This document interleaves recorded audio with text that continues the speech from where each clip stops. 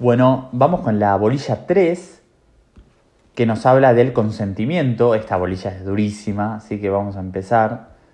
Voy a leer primero la teoría, ¿sí? Después vamos al código, que capaz es lo más... capaz que conviene primero... Voy a poner el 971 acá y vamos a empezar a leer la teoría. Porque, bueno, vieron que justamente es como que podemos estudiar una parte del código, pero inevitablemente hay algo que hay que leer que está fuera del código, ¿no? Bueno, primero, la diferencia entre consentimiento y asentimiento. Tenemos que entender que dogmáticamente diferenciamos el consentimiento pleno, donde las dos partes discuten y negocian las cláusulas de igual a igual en un contrato, del mero asentimiento. En los contratos por adhesión o de consumo masivo, la parte débil no consiente elaborando el contrato, sino que simplemente presta su asentimiento, o sea, dice sí o no, afirma o se niega a obligarse, a comprometerse a un bloque cerrado de cláusulas, en las cuales esta parte no tuvo, vamos a decir, ninguna... no fue partícipe en la elaboración, ¿ok? También, históricamente, chocaron dos teorías. La teoría clásica o francesa protegía la voluntad real, que es lo que la persona pensó, mientras que la teoría alemana protegía la voluntad declarada, lo que se dijo, es decir, lo que se exteriorizó. Argentina adopta un sistema mixto basado en la teoría de la confianza. Vale la teoría, vamos a decir, de la voluntad declarada, pero está tamizada por la buena fe y lo que pudo entender razonablemente la otra parte. Como dijimos en la bolilla anterior, acá hay que hablar otra vez de la teoría de la Punktaktion. Es Punktaktion, Punktaktion, bueno, no sé. Yo pensé que era Punktaktion.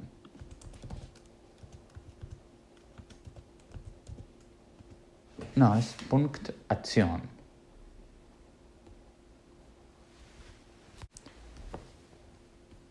Tenemos que volver a hablar de la Punktaktion y la crítica al artículo 976. Como dijimos antes en la bolilla 2, esta teoría de la Punktaktion está originada en el derecho alemán y sostiene que si las partes ya acordaron los elementos esenciales particulares del negocio, es decir, la cosa y el precio en una compraventa, el contrato ya está cerrado y es exigible, aunque queden detalles secundarios sin arreglar. Y acá tenemos un debate del artículo 976, porque el código dice que la oferta caduca si el oferente o aceptante mueren o se incapacitan antes de que la reciba a la aceptación la otra parte. Alguna parte de la doctrina analiza la tensión, es decir, ¿es justo para el aceptante que despachó su aceptación de buena fe y luego se entera que el oferente murió horas antes? También en el derecho comparado se debate, como por ejemplo en la Convención de Viena o en Unidroit, se debate si la oferta debía mantenerse firme para proteger la expectativa. Tenemos que hablar también del pourparlers, que es un anglicismo que significa charlas preliminares o tratativas. Son contactos exploratorios, sociales, entre las partes, sin fuerza vinculante. Sin embargo, tenemos teorías de la responsabilidad precontractual. Es decir, ¿por qué respondo si todavía no hay un contrato? Ihering hablaba de la culpa in contraendo y decía que al empezar a negociar ya hay un contrato tácito de negociar con buena fe, por lo que la responsabilidad es contractual. Fagella decía que no hay ningún contrato, por lo que romper los tratos intempestivamente es un ilícito civil, es decir, hay una responsabilidad extracontractual o aquiliana. Y hoy en día predominan tesis mixtas. El caso de nuestro artículo 976. El código trae un caso especial. Si vos aceptaste la oferta ignorando que el oferente había muerto e hiciste gastos, como por ejemplo alquilaste un flete, los herederos deben resarcirte. Esta posibilidad es objetiva porque el muerto no tuvo culpa de morirse, pero la ley repara el daño. Los principios de Unidroit fueron la fuente directa para penalizar a quien entra en negociaciones de mala fe, con la intención paralela, o sea, dolo, de no llegar a ningún acuerdo, solo para evitar que la otra parte contrate con la competencia. Tenemos también que hablar de la responsabilidad postcontractual. Y el titular Leiva Fernández en este sentido es pionero en este desarrollo, porque él postula que existe la ultraactividad del contrato, es decir, el contrato se terminó, se cumplió, pero sigue irradiando efectos jurídicos ex nunc, vamos a decir. ¿Qué supuestos tenemos? Por ejemplo, aunque ya no seas empleado o franquiciado, tenés el deber legal de mantener el secreto industrial. Además, la jurisprudencia argentina pena la competencia desleal postcontractual, como por ejemplo abrir un negocio idéntico al lado de tu ex socio usando los mismos clientes, por ejemplo, o apuntando a los mismos clientes, mejor dicho, por violar la buena fe prolongada. También tenemos que conocer la verdadera naturaleza del boleto de compraventa y el límite del 994. La inmensa mayoría de la doctrina dice que el boleto es el contrato definitivo. También, por ejemplo, Leiva Fernández acá va en contra de la mayoría y sostiene que el boleto de compraventa es una promesa de contrato. Es decir, es un precontrato, porque para él la compraventa inmobiliaria requiere sí o sí de escritura pública. El problema del 994. Si consideramos que el boleto es un contrato preliminar, entraría en juego el 994, que dice que las promesas tienen un límite máximo de vigencia de 1 año. La doctrina analiza cómo sortear este límite temporal cortísimo en operaciones inmobiliarias que suelen durar años en escriturarse. Luego tenemos una evolución de los sistemas de la formación entre ausentes y el plazo razonable. ¿Qué dice esto? Que cuando las partes están lejos, ¿cuándo nace el contrato? Bueno, históricamente hubo 4 sistemas. En primer lugar, el sistema declarativo, es decir, el contrato nace cuando el aceptante firma la carta. En segundo lugar, de expedición o emisión, que es cuando el cuando el aceptante pone la carta en el buzón. Este era el sistema que usaba Vélez. En tercer lugar, tenemos el sistema de recepción, que es cuando la carta llega al buzón del oferente, que se adoptó el código en el 983. Y por último, de conocimiento, que establece cuando el oferente abre la carta y la lee.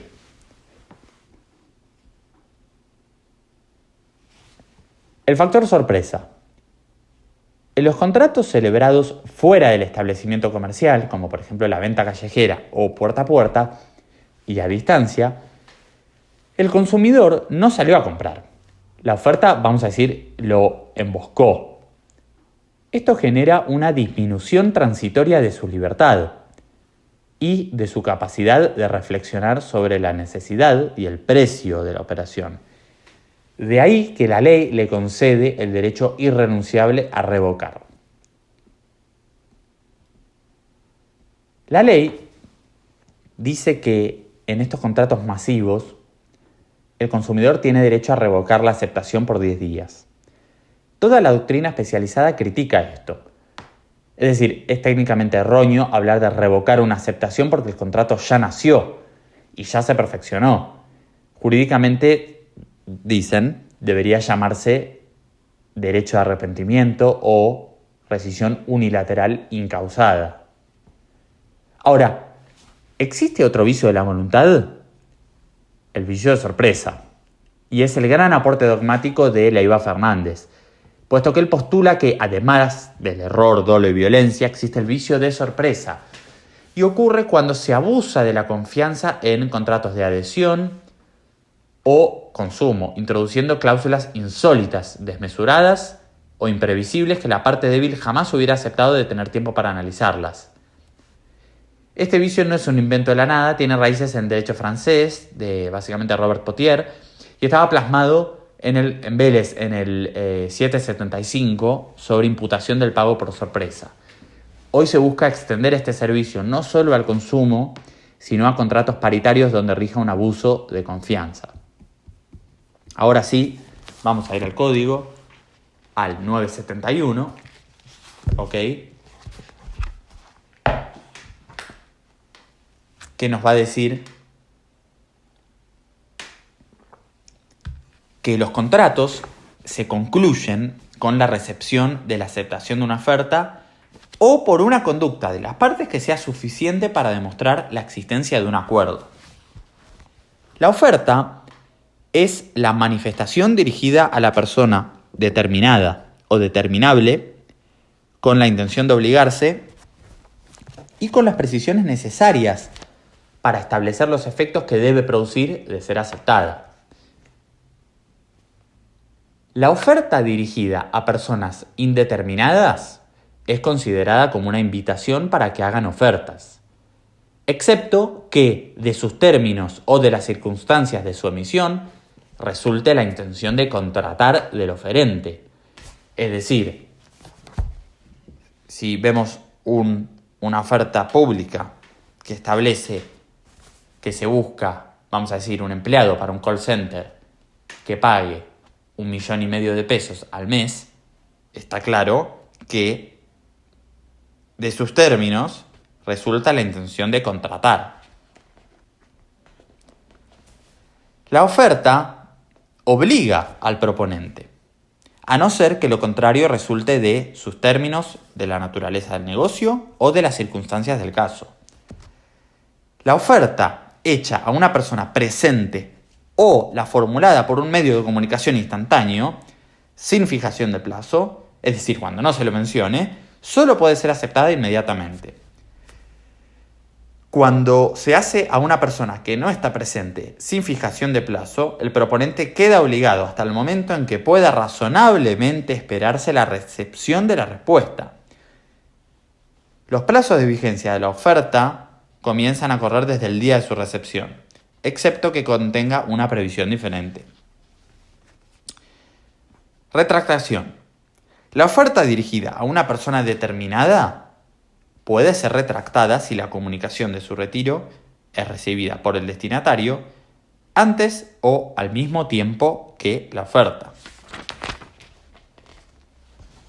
Y para el caso de la muerte o la incapacidad de las partes, la oferta caduca cuando el proponente o el destinatario de ella fallecen o se incapacitan antes de la recepción de la aceptación. Quien aceptó la oferta ignorando la muerte o la incapacidad del oferente y que a consecuencia de esta misma aceptación hizo gastos o sufrió algún tipo de pérdidas, tiene derecho a reclamar su reparación. Si el contrato, vamos a decir que tiene que ser celebrado o es celebrado por varias partes y la oferta emana de distintas personas o es dirigida a varios destinatarios, no hay contrato sin el consentimiento de todos los interesados, excepto que la convención o la ley autoricen a la mayoría de ellos para celebrarlo en nombre de todos o permitan su conclusión solo entre quienes la han consentido. Para que el contrato se concluya, es decir, para que haya contrato, la aceptación debe expresar la plena conformidad con la oferta. Y esto es muy importante porque cualquier modificación a la oferta que su destinatario hace al manifestar la aceptación no vale como tal, sino que importa la propuesta de un nuevo contrato. Pero las modificaciones pueden ser admitidas por el oferente si lo comunica de inmediato al aceptante. Toda declaración o acto del destinatario que revele conformidad con la oferta constituye aceptación. El silencio importa aceptación solo cuando existe el deber de expedirse. el que puede resultar de la voluntad de las partes, de los usos o de las prácticas que las partes hayan establecido entre ellas, o de una relación entre el silencio actual y las declaraciones precedentes. Perfeccionamiento. La aceptación perfecciona el contrato. En el primer caso, entre presentes, cuando es manifestada, y en el segundo caso, entre ausentes, si es recibida por el proponente durante el plazo de vigencia de la oferta. Retractación de la aceptación. La aceptación puede ser retractada si la comunicación de su retiro es recibida por el destinatario antes o al mismo tiempo que ella. Acuerdo parcial. Los acuerdos parciales de las partes concluyen el contrato si todas ellas, con la formalidad que en su caso corresponda, expresan su consentimiento sobre los elementos esenciales particulares. De esto hablábamos antes. En tal situación, el contrato queda integrado conforme a las reglas del capítulo 1. En la duda, el contrato se tiene por no concluido. No se considera acuerdo parcial la extensión de una minuta o de un borrador respecto de alguno de los elementos o de todos ellos. Se considera que la manifestación de voluntad de una parte es recibida por la otra cuando ésta la conoce o debió conocerla. Trátese de comunicación verbal, de recepción en su domicilio, de un instrumento pertinente o de otro modo útil. Luego, en cuanto a las tratativas contractuales, tenemos que entender que, primero, las partes son libres para promover tratativas dirigidas a la formación del contrato y para abandonarlas en cualquier momento. Existe también un deber de buena fe, porque durante las tratativas preliminares, y aunque no se haya formulado una oferta, las partes deben obrar de buena fe para no frustrarlas injustificadamente. El incumplimiento de este deber genera la responsabilidad de resarcir el daño que sufra el afectado por haber confiado sin su culpa en la celebración del contrato. También existe un deber de confidencialidad, es decir, si durante las negociaciones una de las partes facilita a la otra una información con carácter confidencial, quien la recibió tiene el deber de no revelarla y de no usarla inapropiadamente en su propio interés. La parte que incumple este deber queda obligada a reparar el daño sufrido por la otra y, si obtuvo una ventaja indebida de la información confidencial, queda obligada a indemnizar a la otra parte en la medida de su enriquecimiento. Cartas de intención. Los instrumentos mediante los cuales una parte, o todas ellas, expresan un consentimiento para negociar sobre ciertas bases, limitado a cuestiones relativas a un futuro contrato, son de interpretación restrictiva. Solo tienen la fuerza obligatoria de la oferta si cumplen sus requisitos.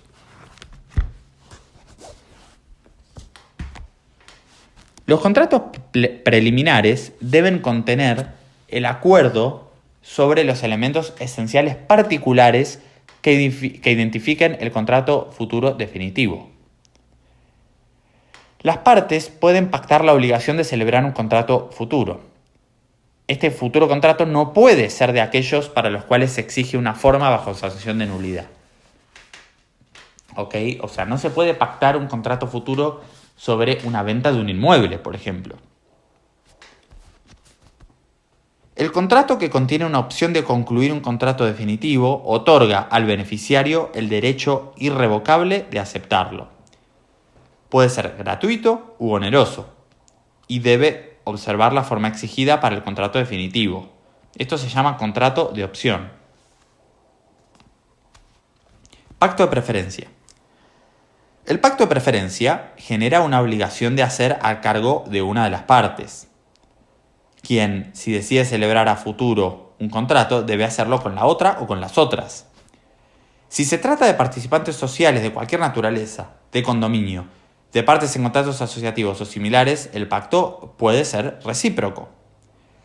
Los derechos y obligaciones derivados de este pacto son transmitibles a terceros con las modalidades que se estipulen. El otorgante de la preferencia debe dirigir a su o a sus beneficiarios una declaración. con los requisitos de la oferta, comunicándole su decisión de celebrar el nuevo contrato, en su caso de conformidad con las estipulaciones del pacto. El contrato queda concluido con la aceptación del o de los beneficiarios. Contrato sujeto a conformidad. El contrato, cuyo perfeccionamiento depende de una conformidad o de una autorización, queda sujeto a las reglas de la condición suspensiva. Para recordar los vicios de los actos voluntarios, vamos a remontarnos al 260,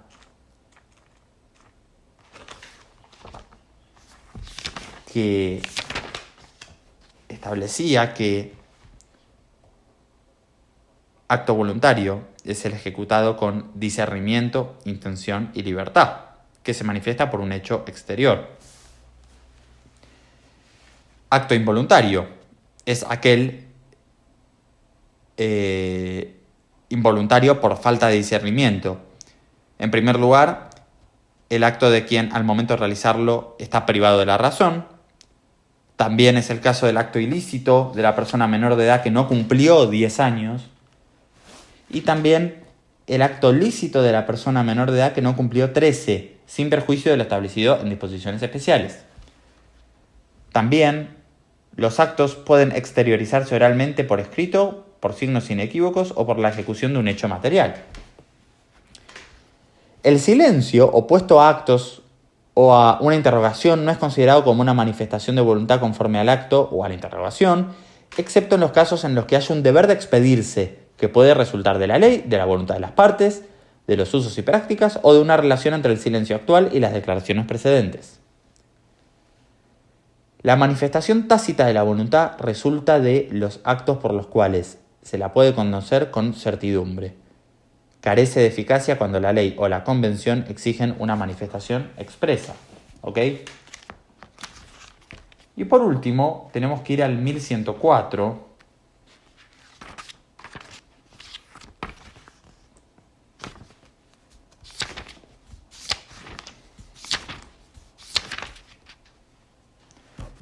Que nos dice, que ya lo hablamos antes, pero vamos a hablar o vamos a mencionar cómo está receptado acá. Contratos celebrados fuera de los establecimientos comerciales. Está comprendido en la categoría de contratos celebrados fuera de los establecimientos comerciales del proveedor el que resulta de una oferta o propuesta sobre un bien o servicio concluido en el domicilio o lugar del trabajo del consumidor, en la vía pública o por medio de correspondencia, los que resultan de una convocatoria al consumidor o usuario al establecimiento del proveedor o a otro sitio, cuando el objetivo de dicha convocatoria sea total o parcialmente distinto al de la contratación o se trate de un premio u obsequio. Contratos celebrados a distancia. Contratos celebrados a distancia son aquellos concluidos entre un proveedor y un consumidor con el uso exclusivo de medios de comunicación a distancia, entendiéndose por tales los que pueden ser utilizados sin la presencia física simultánea de las partes contratantes. En especial, se consideran los medios postales, electrónicos, telecomunicaciones, así como servicios de radio, televisión o prensa.